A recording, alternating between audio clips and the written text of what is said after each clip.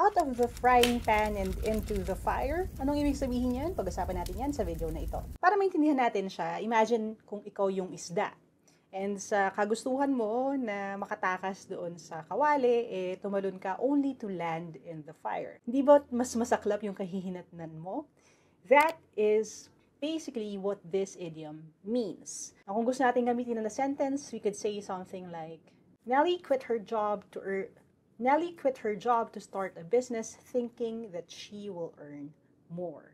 After draining her savings in a week, she realized that she jumped out of the frying pan and into the fire. Akala daw ni Nellie kapag nag-resign siya at nag-start siya ng negosyo, mas malaking kikitain niya.